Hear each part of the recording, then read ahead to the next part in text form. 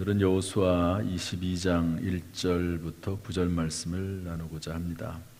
제목을 동쪽 지파들의 귀환 이렇게 잡아왔습니다. 한번 따라서 하시죠. 동쪽 지파들의 귀환. 이스라엘 백성들이 요단강을 건너서 길갈이라고 하는 곳에 진을 치지요. 그리고 나서 중부를 점령합니다. 여리고성, 아이성, 중부 지역의 가장 큰 성인 기브온은 투항합니다. 이렇게 중부 전쟁에서 승리하고 남부 전쟁을 하지요. 예루살렘을 중심으로 한 5개 나라가 이스라엘을 민족을 공격해 오는데 이 전쟁에서도 승리합니다.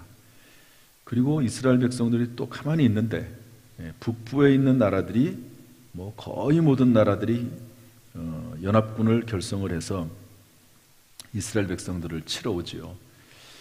그 소식을 듣고 이스라엘 백성들이 싸우러 나가서 이 북부 전쟁도 대승을 거두게 됩니다.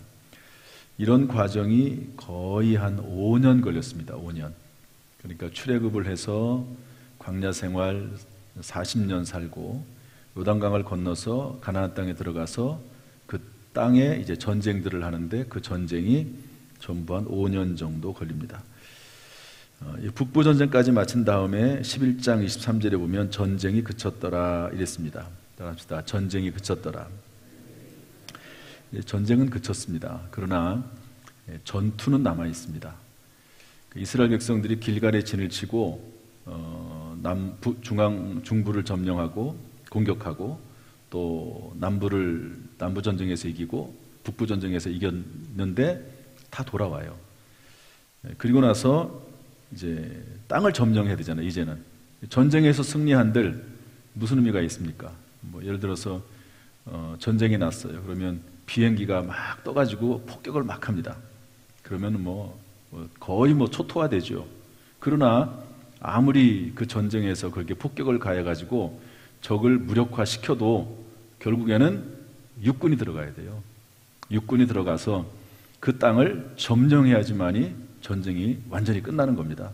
그리고 그 땅에 이제 백성들이 들어가서, 좀 소리가 울리네요.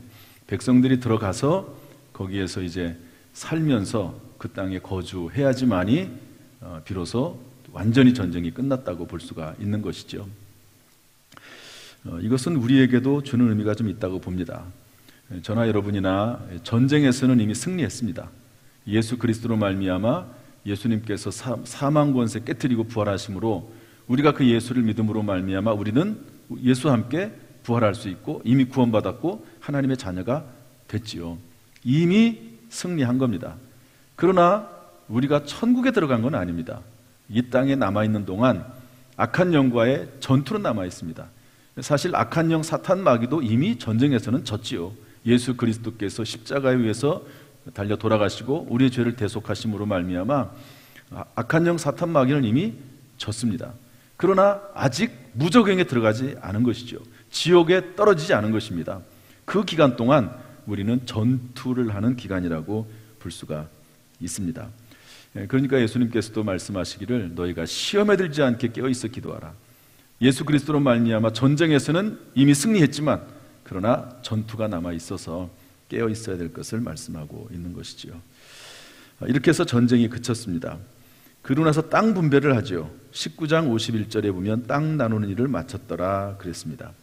땅을 다 나눈 다음에 도피성을 두지요. 도피성을 요단강 동쪽과 서쪽에 6개의 성읍을 전부 둡니다. 그래서 부지불식 중에 고의가 아니라 실수로 사람을 죽인 사람들이 피하도록 그렇게 했습니다. 그리고 나서 맨 마지막에 레위 지파에게 성읍과 목초지를 분배합니다. 레위 지파 사람들이 주로 하는 일은 뭐였죠? 성전 일을 합니다. 그래서 성전에 여러 가지 부분들이 있잖아요. 그래서 성전의 그 부분들을 맡아가지고 관리하는 역할을 다 하고요.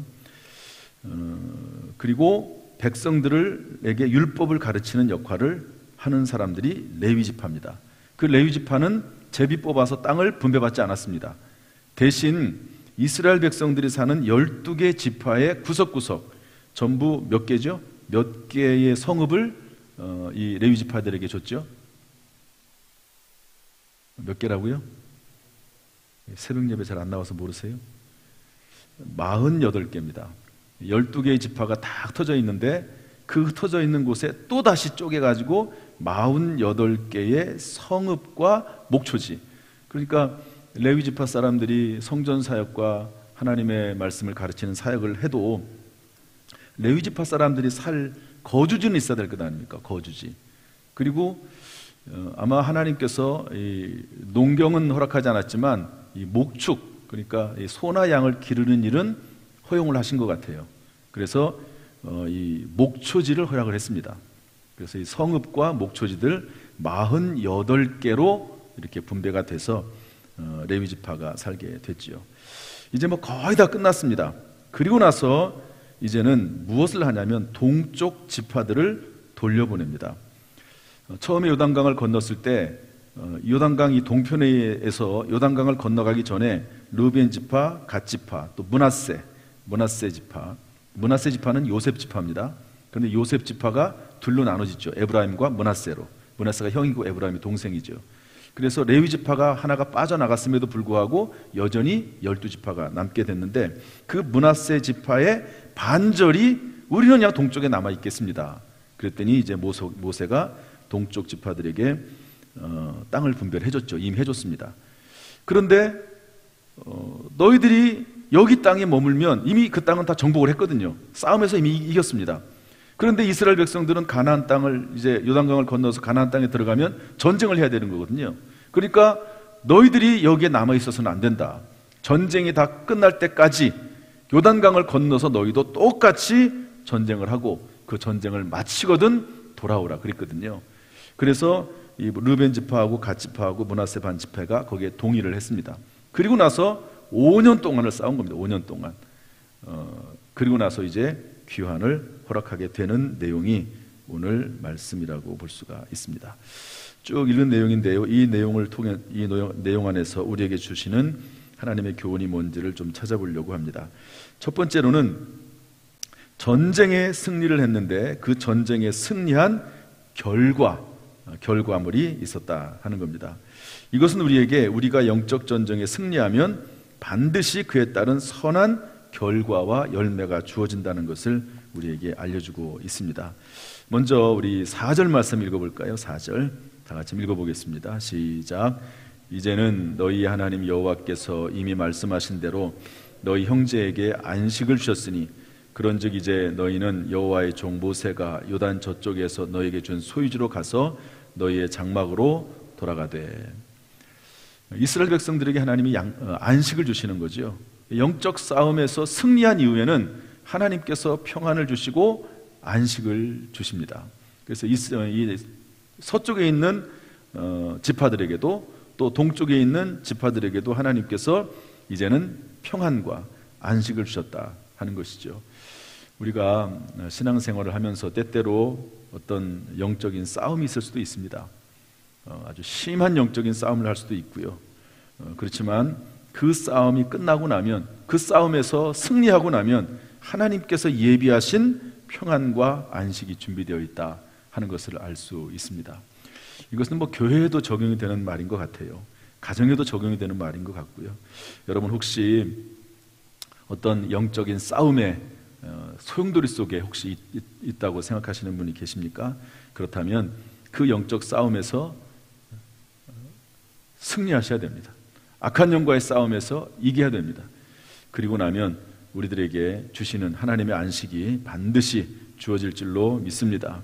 그런 하나님의 안식과 평안을 바라보면서 영적 싸움에 승리하시기를, 담대해 나가시기를 주님의 이름으로 축복합니다. 그리고 나서 어떤 또 열매가 있었냐면 6절 말씀 읽어보겠습니다. 6절 말씀 다 같이 읽어보죠. 시작. 여호수아가 그들에게 축복하여 보내매 그들이 자기 장막으로 갔더라. 한 나라의 지도자인 여호수아가 축복합니다.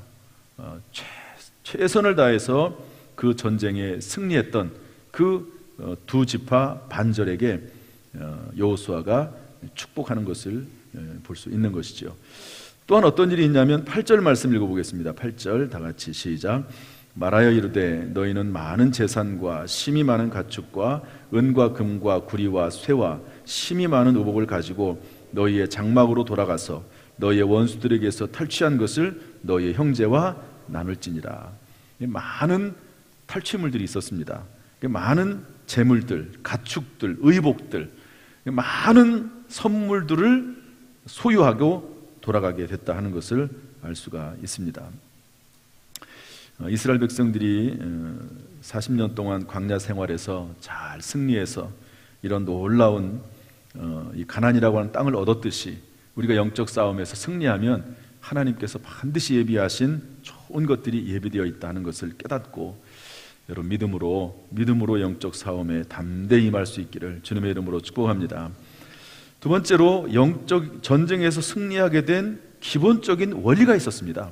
이것은 이 두 지파판뿐만 아니라 이스라엘 백성 전체의 이야기일 수도 있습니다.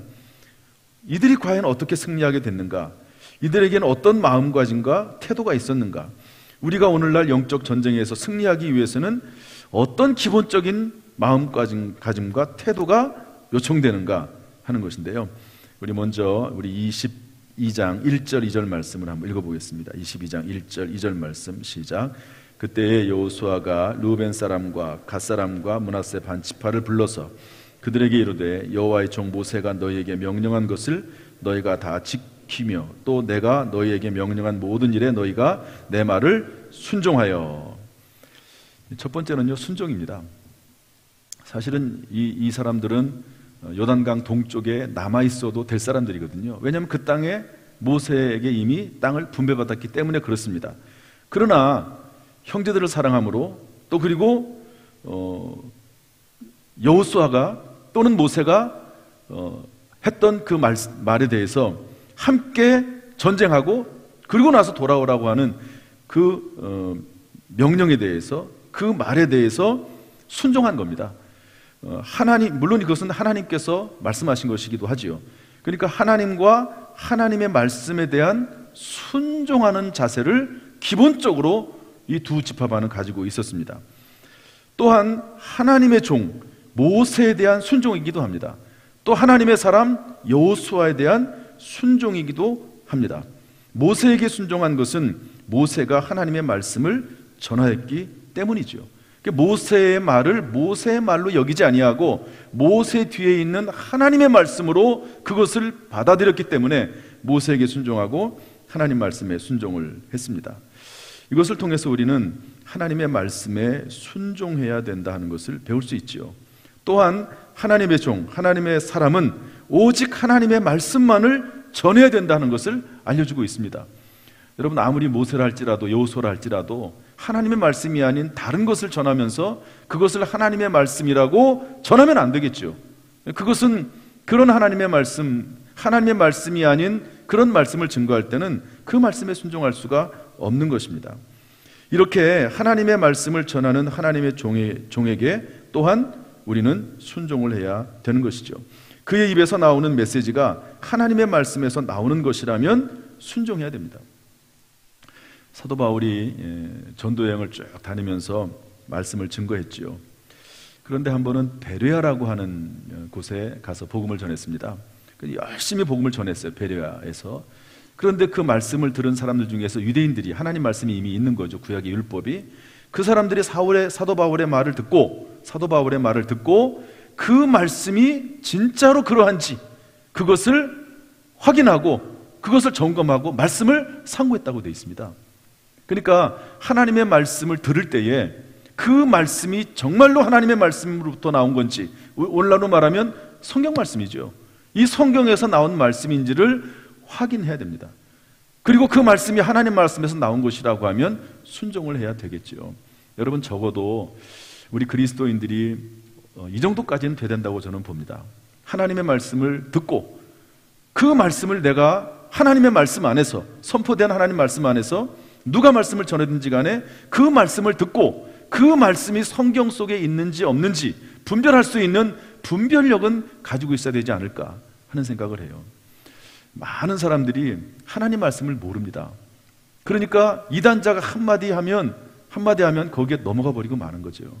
그래서 교회에서는 하나님 말씀을 가르쳐도 잘 기억을 하지 못하고 그 말씀을 스스로 연구하면서 그 마음속에 분별할 수 있는 능력이 없기 때문에 교회에서 하는 이야기들은 뭡니까?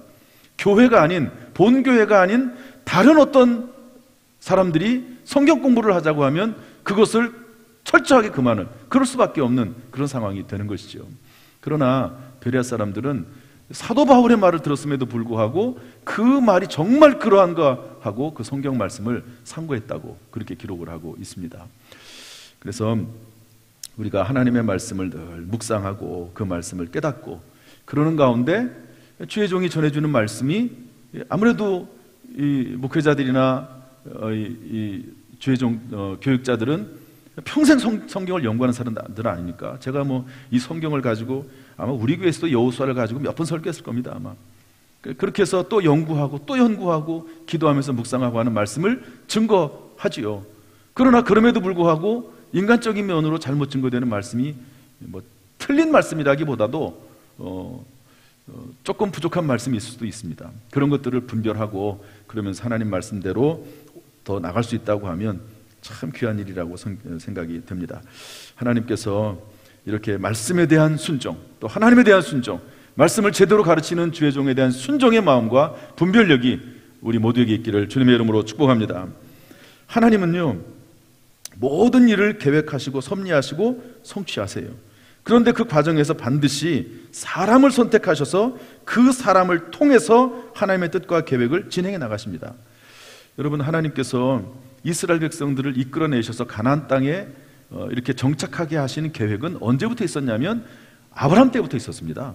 하나님께서 아브라함에게 가나안 땅을 주시겠다고 약속을 했거든요. 그런데 그 아브라함의 뒤에 이삭, 야곱, 요셉, 그리고 이제 애굽에 들어가 가지고 종살이하고 또 거기서 나올 때까지 그 모든 과정을 하나님께서는 다 계획하시고 섭리하셔서 하나님의 정한 때 그 일을 이루어 나가시죠. 그런데 그 과정마다 하나님께서는 꼭 사람을 세우십니다. 사람을 통해서 일하십니다. 모세를 통해서 이스라엘 백성들을 끌어냈지요. 여호수아를 통해서 가나안 땅에 들어가서 정복을 하게 하셨지요.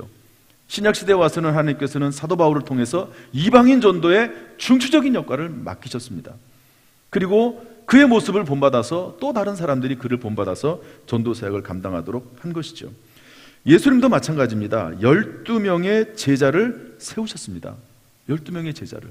왜 예수님께서 굳이 12명의 제자를 세웠을까? 하나님께서는요, 꼭 어떤 핵심 멤버들을 하나님께서 만드시는 것 같아요. 그리고 그분들을 통해서 하나님께서는 또 다른 사람들을 만들어내도록 하셨습니다. 이게 성경적인 원리입니다. 예수님께서 12명을 세우시고 그 12명을 세운 다음에 그 12명은 또 다른 사람들을 제자로 삼아서 또 다른 사람들에게 복음을 증거하고 그 사람들은 또 다른 사람들에게 복음을 전해서 지금까지 왔습니다. 초대교회는 여러분 예수님의 12제자밖에 없었잖아요. 조금 더 넘어가면 120명의 문도들이 있었고 그분들이 있었죠. 500명이 되는 사람들이 있었지만 점점 넓혀가면서 지금까지 오게 된 것이죠. 그래서 우리는 이 전쟁에서 승리하게 된 기본적인 원리 첫 번째는 뭐냐? 순종입니다. 말씀에 대한 순종, 하나님에 대한 순종, 그리고 말씀을 제대로 증거하는 하나님의 종, 교육자에 대한 순종이 있었다 하는 것을 알려주고 있습니다. 그리고 교육자들은 예수님처럼 제자 훈련을 시켜야 됩니다. 제자 훈련을. 그래서 핵심 멤버들을 만들어내는 거죠. 교회에 모든 성도들이요 다 똑같이 능동적으로 아주 열심히 일을 하지는 않습니다. 사회는 80-20 법칙이라고 하는 게 있습니다. 80. 그게 뭐냐면 100이라고 하는 공동체가 있으면 그 중에서 20%만이 일을 한다는 거예요. 그리고 그 20%가 일을 하는데 80% 일을 한다는 겁니다. 그래서 그 80%의 일을 하는 그 20%의 사람들에게 80%의 노력을 기울이고 80%의 후원을 해야 된다. 그것이 이제 20-80 원리입니다. 그런데 그 20% 중에서도 또 다른 2%가 실질적으로는 그 공동체를 이끌어간다. 이런 원리가 통계적으로 나와 있습니다. 그러니까 예수님께서 12명의 제자를 세워서 예수님의 부활 승천 이후의 사역을 맡기신 것도 어떻게 보면은 아마 예수님에게 배운 원리라고도 볼 수가 있겠죠. 통계적인 것도 되기도 하고 또 그런 원리라고도 볼 수가 있습니다. 이제 이번 주일날 주일 오후 예배 때 제자반 모임이 있습니다. 제가 우리 교회 부임을 해서 처음 하는 제자반 모임인 것 같아요.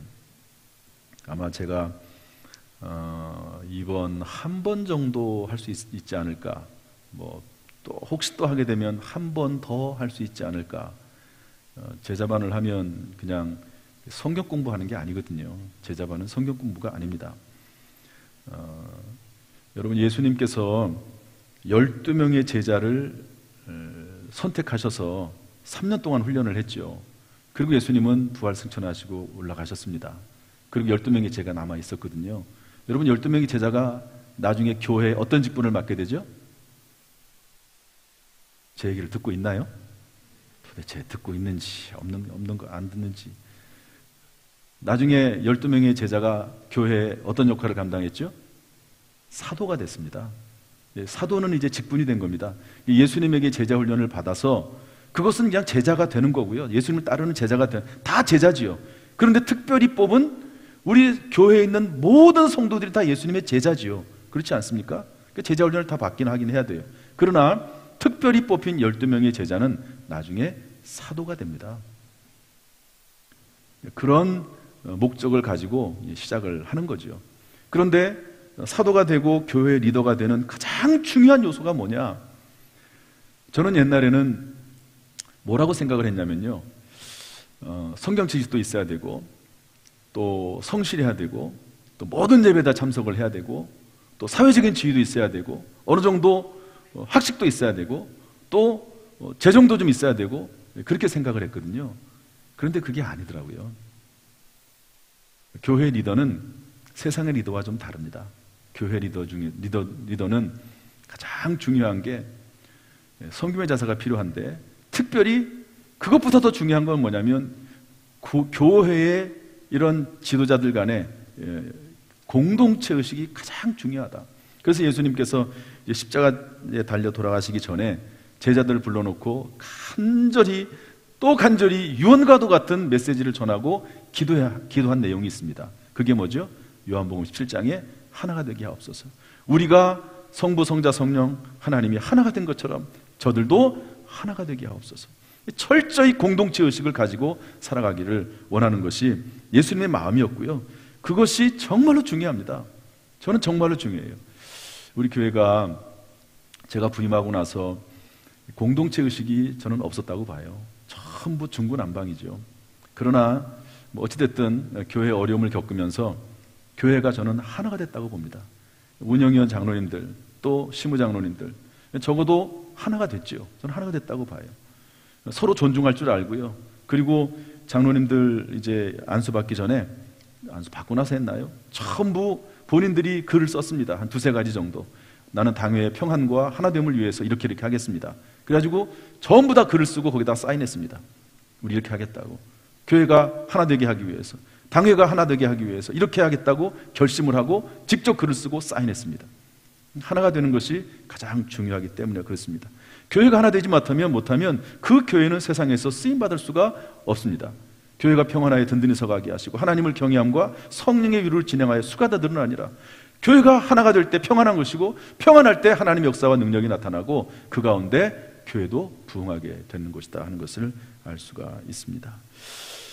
어쨌든 여기까지 나왔지만, 영적 전쟁에서 승리하기 위해서는 기본적인 마음가짐과 태도가 요청이 되는데 순종했다 하는 겁니다. 이 두 지파반이요, 모세의 말과 여호수아의 말과 그리고 하나님의 말씀에 순종했습니다. 여러분, 이러한 순종하는 마음이 우리 가운데 있기를 주님의 이름으로 축원합니다. 두 번째는 뭐냐면요, 우리 3절 말씀 읽어보겠습니다. 이들에게 있었던 마음가짐 태도. 두 번째는 3절 시작. 오늘까지 날이 오래도록 너희가 너희 형제를 떠나지 아니하고 오직 너희 하나님 여호와께서 명령하신 그 책임을 지키도다. 책임을 지켰다고 했습니다. 그 책임감이죠. 따라합시다. 책임감. 첫 번째는 순종이고 두 번째는 책임감이 있었습니다. 이분들이 형제를 떠나지 않았다. 이것은 뭡니까? 사람들에 대한 책임감이다. 교인들에 대한 책임감이죠. 그리고 하나님 명령에 대한 책임감입니다. 오직 너희의 하나님 여호와께서 명령하신, 이렇게 되어 있거든요. 책임감입니다. 교회에 있어서 직분자는 참 이 책임감이 중요한 것 같아요. 책임감이. 이번에 교구를 4교구로 나눴습니다. 그리고 오늘 그 4교구가 나눈 교육자들이 첫 번째 회의를 했습니다. 모든 교구의 구역 식구들을 한 주 동안에 결석자는 다 연락을 하라고 그랬습니다. 교육자가 다 연락을 해라. 그리고 제가 이제 얘기를 쭉 들어보니까요, 신앙이 떨어진 사람은 확실히 떨어졌어요. 여러분 2년 코로나 지났잖아요. 신앙이 견고해진 사람은 그 신앙이 더욱 견고해졌습니다. 그런데 신앙이 떨어진 사람은요, 그냥 대충 신앙 그냥 겨우겨우 유지했던 사람들은 신앙이 확실히 떨어졌습니다. 그래가지고 다시는 전화하지 말라고, 이런 사람도 있고요. 그 정도까지는 아니었거든요. 그 교육자들이 전화해도 다시는 전화하지 말라고, 안 받겠다고. 신앙이 완전히 떨어진 거죠. 무너진 거죠, 정말로. 그래서 교육자들에게 올해 별이 되자, 다니엘서 12장 3절, 많은 사람을 옳은 대로 돌아오게 한 자는 하늘의 별과 같이 빛난다. 이것은 단순히 전도만을 의미하는 게 아니다. 이렇게 신앙이 떨어진 사람들, 천주교에서는 냉담신자라고 하거든요. 이렇게 냉담한 사람들을 다시 교회로 데리고 오는 것, 이것도 많은 사람을 옳은 대로 돌아오게 하는 일이다. 교육자들이 구역장과 인도자들과 함께 그 일을 감당해야 된다. 사람들이 돌아오도록 해야 된다. 2년 동안 신앙의 땅에 떨어져서 교회 나올 생각도 안 하고, 그리고 예배드리지 않아도 전혀 마음에 양심에 가책이 없는 이 사람들로 하여금 다시 깨닫게 해서 돌아오게 하는 일을 한다고 하면, 이것은 교육자의 사명을 뿐만 아니라 하늘의 별과 같이 빛나는 일이 될 것이다. 그런 이야기를 했습니다. 교회 학교도 마찬가지죠. 교사들도 마찬가지입니다. 아이들도 그런 아이들이 있을 거라고 봅니다. 이런 부분에 있어서 책임감이죠. 책임감. 교육자의 책임, 또 구역자 인도자의 책임, 위원장과 팀장의 책임, 교사들의 책임, 이런 책임감을 가지고 하나님께 나아갈 때 하나님께서는 안식을 주시고 축복하시고 그리고 많은 선물들을 주셨다 하는 것을 알 수가 있습니다. 마지막으로 큰 세 번째 하나를 더 살펴보겠습니다. 이렇게 순종과 책임감으로 안식과 축복과 많은 선물을 받은 지파들에게 이제 모든 일을 끝마치고 안식에 들어가게 됐죠. 그런데 그럼에도 불구하고 돌아가고 있는 그들에게 여호수아가 부탁한 게 있습니다. 한번 보겠습니다. 우리 5절 말씀 다 같이 읽어보죠. 5절 말씀 다 같이 시작. 오직 여호와의 종 모세가 너희에게 명령한 명령과 율법을 반드시 행하여 너희 하나님 여호와를 사랑하고 그의 모든 길로 행하며 그의 계명을 지켜 그에게 친근히 하고 너희의 마음을 다하여 성품을 다하여 그를 섬길지니라 하고, 우리가 영적 전쟁에서 승리한 후 계속 그 은혜와 축복을 유지하고 더 발전시키기 위해서 요청되는 게 있습니다. 여기 보면 사랑하고 친근히 하고 섬길지니라 세 가지 동사가 나옵니다. 따라합시다. 사랑하고 친근히 하고 섬길지니라. 사랑한다는 말은 하나님의 명령과 율법을 지키라고 하는 거죠. 여러분 요한복음 14장 21절에 보면 놀라운 말이 있습니다. 나의 계명을 가지고 지키는 자라야 나를 사랑하는 자니 나를 사랑하는 자는 내 아버지께 사랑을 받을 것이요 나도 그를 사랑하여 그에게 나를 나타내리라. 여러분 하나님 사랑이 뭡니까? 여러분 하나님 사랑하시나요? 성경에는 뭐라고 기록하고 있냐면 나의 계명을 지키는 자라야 나를 사랑하는 자니. 특별히 하나님 사랑, 이웃 사랑, 그리고 이것을 구체적으로 표현한 계명이 뭘까요? 10계명입니다. 10계명. 우상 숭배하지 말아라. 하나님만 섬겨라. 안식일을 지켜라. 주일을 지켜라. 부모를 존경하라. 또 살인하지 말라. 간음하지 말라. 도둑질하지 말라. 부모를 공경하라. 그리고 남의 것을 탐내지 말아라. 그 외에도 많이 있겠지만 이런 것들 안에 하나님의 계명이 들어가 있는 것이죠. 하나님을 사랑하는 사람이라고 하면 이런 계명들을 지킨다고 하는 겁니다.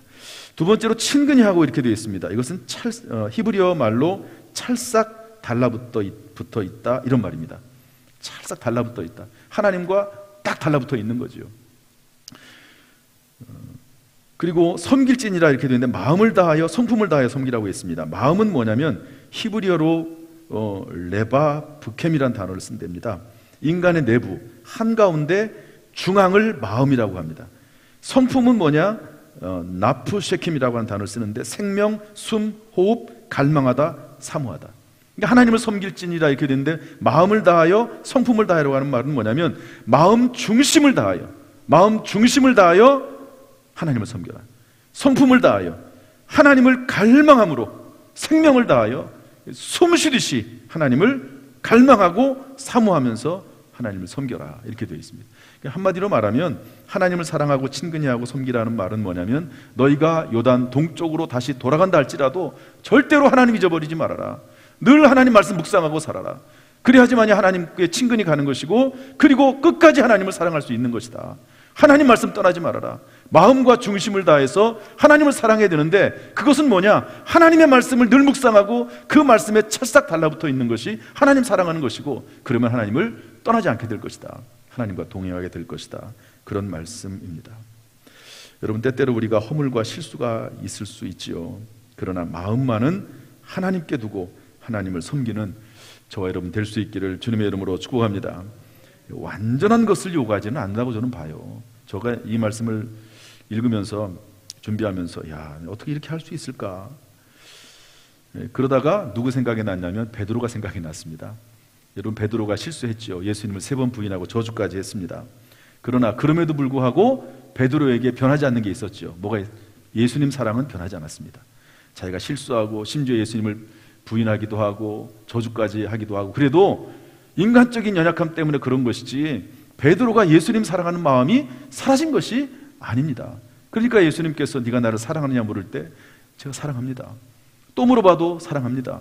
또 물어보니까 근심은 하지만 주님 아시지 않습니까? 제가 주님 사랑하는 것 아시지 않습니까? 그러면서 예수님께 나올 수 있었던 것은 그 중심이 변함이 없었다는 거죠. 여러분, 저나 여러분이나 예수님에 대한 마음, 하나님에 대한 마음은 변함이 없는 줄로 믿습니다. 때때로 실수도 있고 허물도 있죠. 사람이 실수가 없고 허물이 없으면 사람이 아니죠. 그것은 신이죠. 하나님이죠. 그러나 우리의 마음 중심은 늘 하나님 앞에 두고 살아갈 수 있다고 봅니다. 요약하겠습니다. 영적 전쟁에 승리하면 안식과 축복과 많은 선물이 주어집니다. 영적 전쟁에 승리하려면 순종해야 되고 하나님 말씀과 또 하나님 말씀을 증거하는 주의 종과 그리고 책임감을 가지고 임해야 됩니다. 계속해서 승리하려면 하나님 말씀을 사랑하고 그리고 친근히 하고 또 마음과 성품을 다해서 섬겨야 됩니다. 사랑하는 성도 여러분, 영적 싸움에 승리하셔서 정말 하늘의 별과 같이 금생과 내생에서 빛나는 저와 여러분 될 수 있기를 예수님의 이름으로 축원합니다. 할렐루야. 기도하겠습니다.